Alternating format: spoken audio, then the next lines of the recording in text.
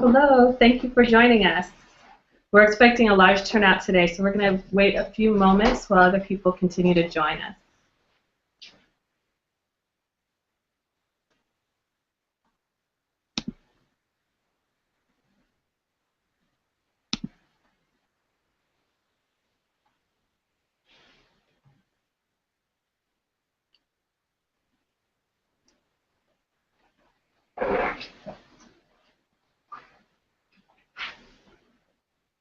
Okay, go ahead. All right, thank you again for joining us for our first webinar in the Beyond Cellblocks webinar series, Reducing Criminalization, Promoting Accessible Healthcare and Racial Justice.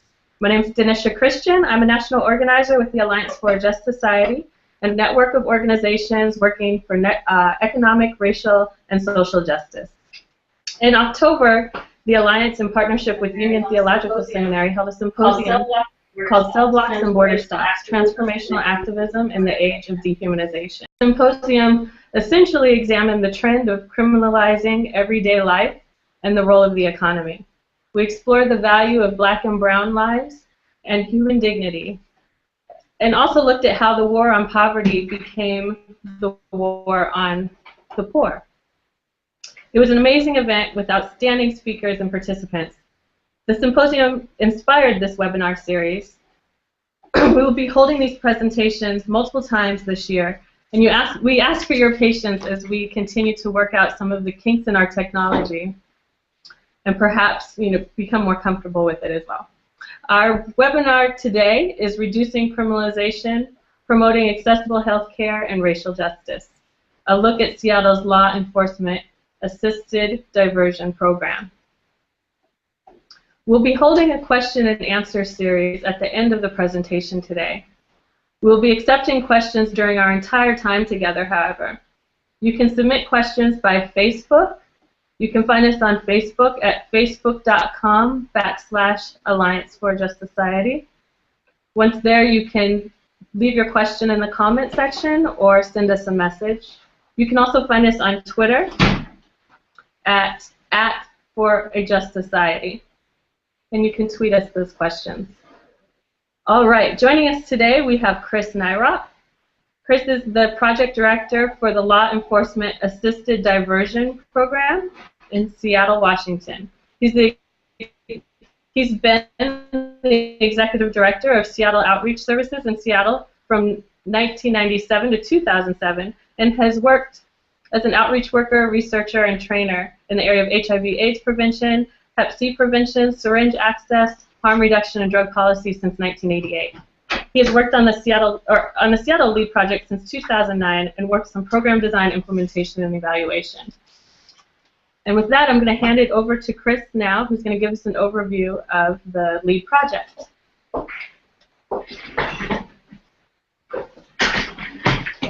Thank you, Denisha, and welcome everyone. Thanks for joining us today for a conversation about law enforcement assisted diversion.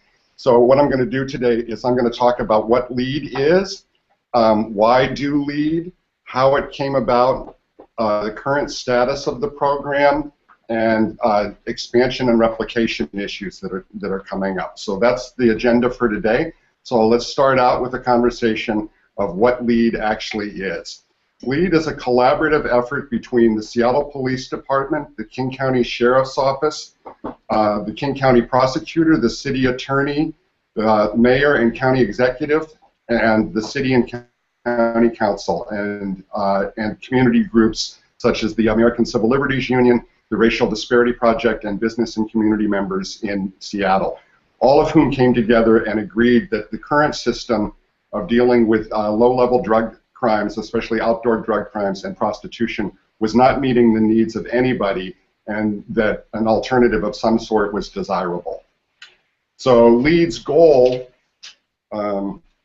is to improve public safety and public order and to reduce the criminal behavior of people who participate in the program.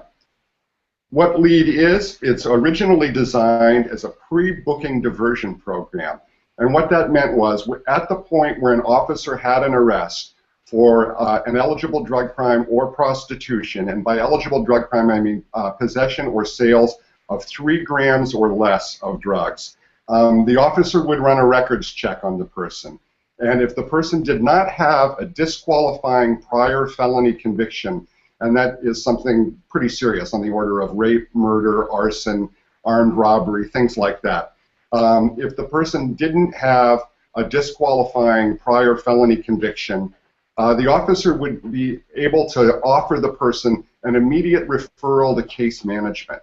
And if the person says yes to that, then the officer contacts the case manager, and a direct handoff is made from the officer to the case manager.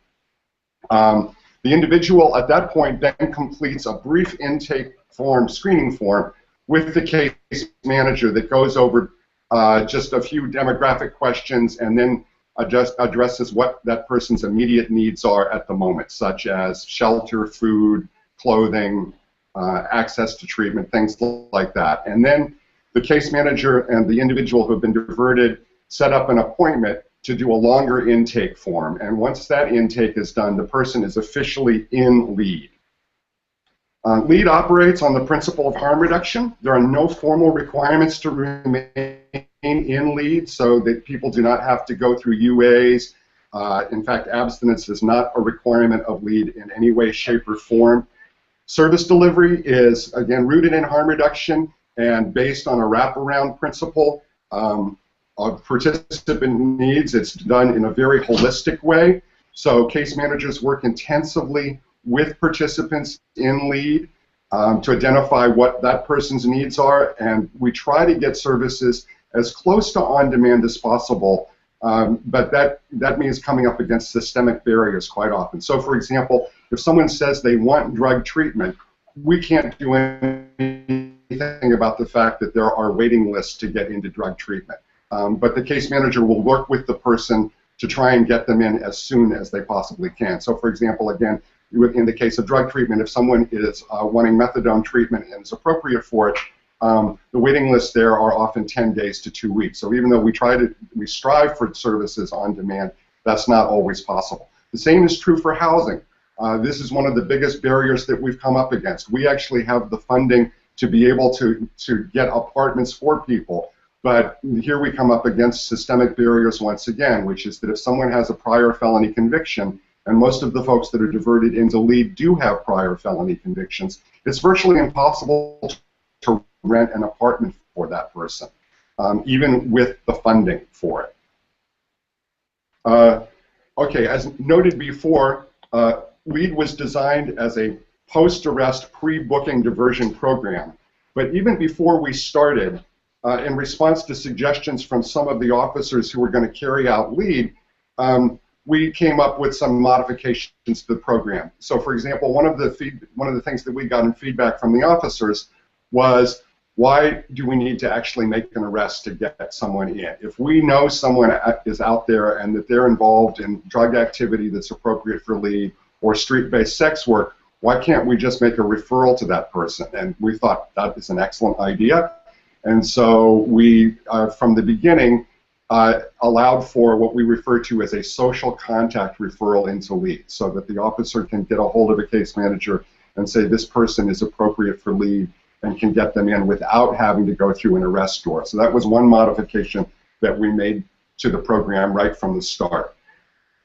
So we began operations in Seattle on a pilot demonstration basis in one neighborhood of downtown Seattle with 3 squads of the Seattle Police Department and 1 squad from the Department of Corrections, which is referred to as a Neighborhood Corrections Initiative group. So we're working with 4 law enforcement squads in Seattle.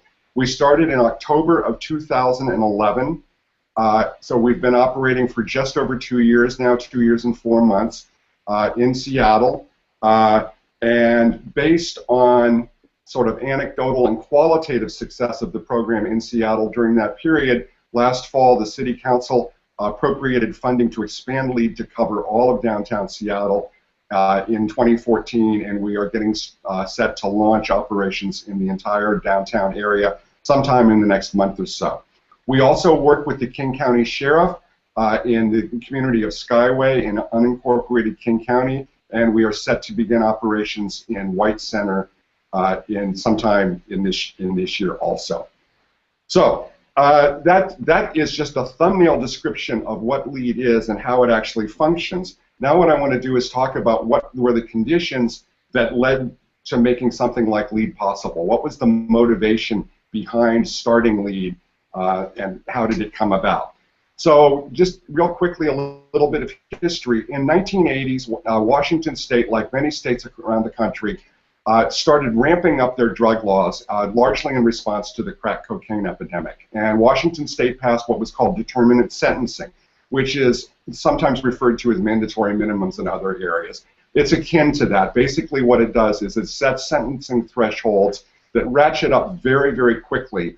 You know, so your first arrest you might get 12 months, or your first conviction you might get 12 months. The next one it might be 24, then it goes to 60, and then it might even go to 120 months. So 10 years in jail for possession or sales of relatively low amounts of drugs. Some people, in fact, did 10 years for selling $25 or $30 worth of cocaine. So we started seeing people serving very lengthy prison sentences for relatively small amounts of drugs. And so one of the results of that was that in 1996 we reached a peak in the Washington State prison population at that point. 26% of all inmates in the prison were in there for drug crimes alone, and that was really the height of things. And we're demonstrating how bad things had gotten in terms of the war on drugs and mass incarceration. In King County, we reached a peak of felony convictions in the year 2000 of just over 2,000 felony convictions for drugs alone in King County.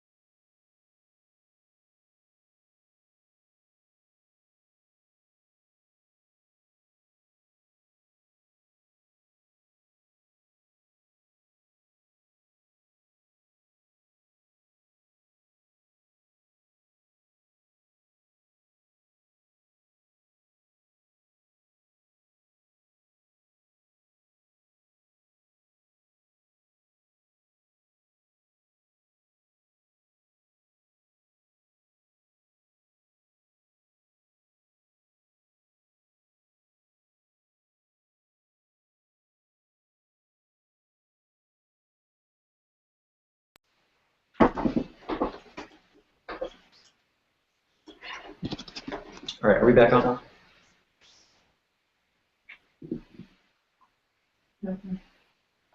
Not